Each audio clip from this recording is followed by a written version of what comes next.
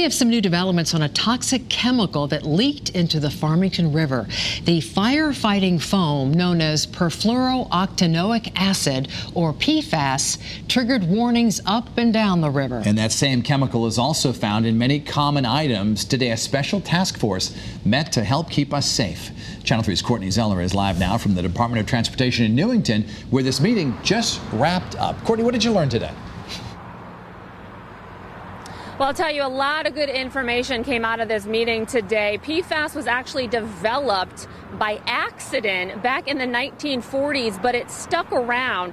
Now, it's mainly used by firefighters to put out certain flames, but it's in products we use every day. That's the scary part. Things like fabric softener, detergent, nonstick cookware, waterproof clothing, even aluminum foil. So that was a lot. That's what really was talked about today, how we can minimize our exposure. But the scariest thing is PFAS could cause some serious health concerns like cancer. It was a toxic spill that looked more like a bubble bath on a roadway. This was taken by the Windsor Fire Department when this white foam, also known as firefighting foam or PFAS, leaked from a private hangar at Bradley International Airport in June.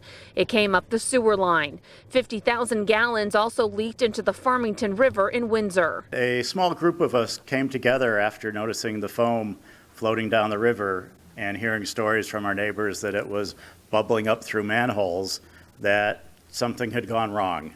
The public weighed in as a task force formed by the governor came together today. A big part of the anxiety and fear in Windsor was all about lack of communication.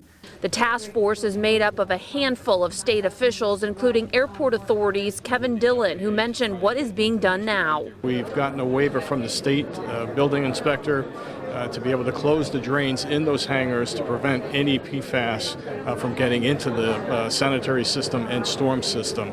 That's a temporary measure. We only have that waiver for 90 days. They're hoping to find something more environmentally friendly, as they are required by the FAA to have that foam on hand. PFAS has also been found in public drinking water. The task force is expected to find ways to minimize our exposure and minimize releases into the environment. As we learn more about these compounds and what they do to both humans and the environment, we really need to figure out how we minimize releases going forward. The task force has a deadline. They need an action plan to give to the governor on October 1st. It's something they plan to enact ASAP. And more meetings will be held in the next few months. One is actually a webinar next month where you can be a part of. You can learn more about this chemical. We have all of that information right on our Channel 3 app or on our website, WFSB.com. We're live with the mobile newsroom from Newington tonight. Courtney Zeller, Channel 3 Eyewitness News.